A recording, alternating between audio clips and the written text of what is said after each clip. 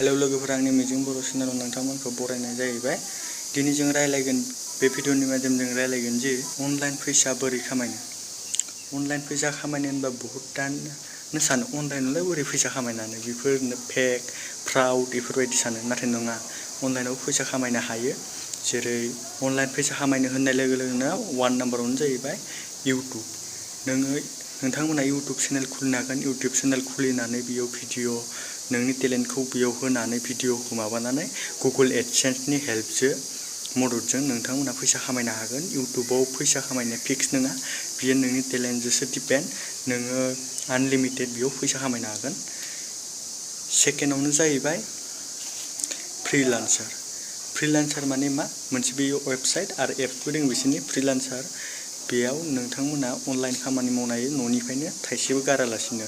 बेयाव नोंथांमोना रोंनांगोन, जेरै बेयाव बहुदता खामानि थायो। Data entry, back office, SMS sending, बेफोरबायसानो graphic designer, poster designer, banner designer, बेफोरबायसा लग' डिजाइन, बेफोरबायसा बहुदता थायो। नोंथांमोना बेफोरबायसा सार्च लानो हायो, थारमाने बेयाव फैसा लानो हायो बिसोरनिफ्राय मा खामानिखौ मावनानै अनलाइन माबानानै। बेयाव बुहुद मानसियानो हायार खालामनो थाखाय नागिरो फ्रिलान्साराव। बेबो मोनसे मोजां सुबिदा। आरो थार्ड नाम्बारावनो जाबाय रिसेलार। रिसेलार बुंब्ला मानसिफोरा सानो रिसेलार माने मा? मिथिया बहुत मानसियानो। दा आं नोंथाङा रिसेलिंआ मा, थारमाने मालायनि प्रडाक्टखौ फाननानै दामनिसे बांसिन बारा मार्जिन खालामनानै फाननायखौनो बुङो रिसेलार। दा जेरै हमना ला रिसेलारा बहुत गिदिर गिदिर प्लेटफर्म दङ, जेरै मिश', उपलर बायदि बायदि बेफोरबायसा दङ। ओमफ्राय जेरै पेटिएमआ मोनसे गोलैयो। नोंथांमोननि जुदि एक्सट्रा बेफोरबायसा जिखिनि पइन्ट आं बुंदों, बेफोरनिफ्राय एक्सट्रा जुदि पइन्टफोरखौ मोजां एक्सट्रा भिडिअ नांगौ, फुल टुटरियेलजों मादि बनायनांगौ, मादि क्रिएट खालामनांगौ, मादि खामायनांगौ, आंखौ कमेन्ट खालाम।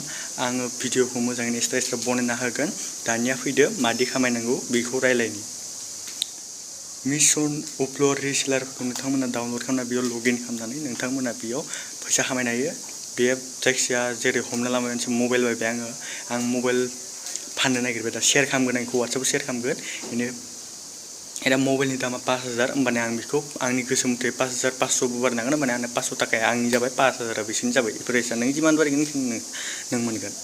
बे जाहैबाय थार्ड नाम्बारा रिसेलार जाहैबाय। एबार फर्थ नाम्बारा जाहैबाय अनलाइन क्लास नङाबा अनलाइन कर्स।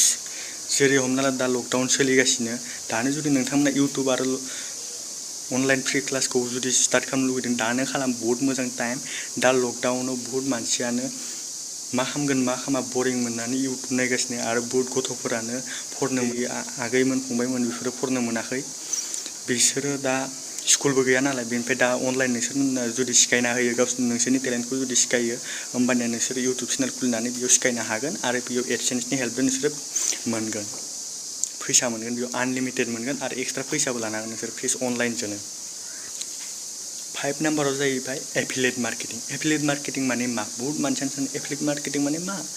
एफिलिएट मार्केटिंआ जाहैबाय प्रडाक्टनि लिंक क्रिएट खालामनानै शेयार खालामनानै, बे प्रडाक्टनि लिंकजों सोरबा जुदि माल बायो, बेयाव नोंथाङा कमिसन मोनो।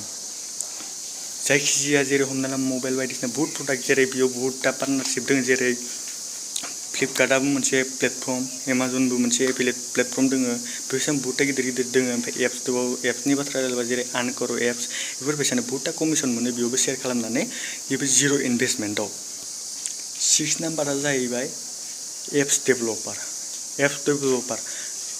नोंथांमोना एन्ड्रइड मबाइलजोंनो मोनसे सिम्पोल एप्स दिहुननानै क्रिएट खालामनानै बेखौ प्ले स्ट'राव आपल'ड खालामना फैसा लाख थाखा खामायनो हायो। बियो नोंनि डाउनल'डजोंसो डिपेन्ड।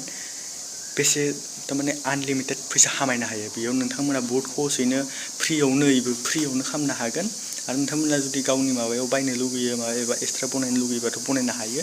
नोंथांमोना जुदि एक्सट्रा माबायदि एप्सखौ फ्रियावनो क्रिएट खालामो एन्ड्रइड मबाइलजों, नोंथांमोना जुदि भिडिअ नांगौ, आंखौ कमेन्ट खालाम। आं कमेन्ट खालामब्ला आं एक्सट्रा फुल टुटरियेल भिडिअ होगोन।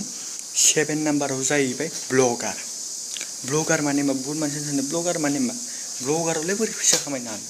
ब्लगारा जाहैबाय आर्टिकेल लिरनानै, जेरै हमना ला बेयाव बहुतता दङ। नोंथांमोना जुदि फैसा दंबा नोंथांमोना वेबसाइट बनायनानै ब्लगबो खालामनो हायो। बहुतता दङ, जेरै गडिडि, बेफोरावबो डमेन नेम बायनानै माबानो हायो।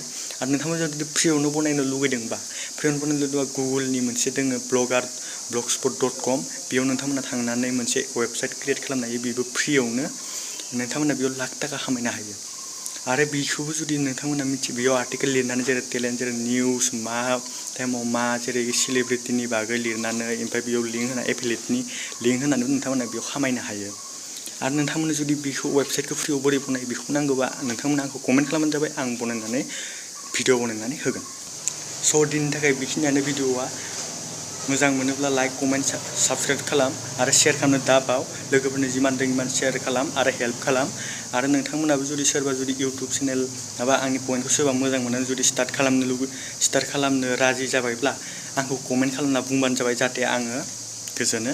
आरो नोंथांमोना लाइक खालामबानो जाबाय। आरो भिडिअखौ मोजां मोनोबा डिसलाइक खालामबानो जाबाय। जुदि लाइक खालामोबा आं मटिभ मोनगोन भिडिअ बनायनो थाखाय, नोंथांमोननो बेफोरबायसानो भिडिअ बनायबाय थानो थाखाय। स' थेंक इउ, अल दा बेस्ट।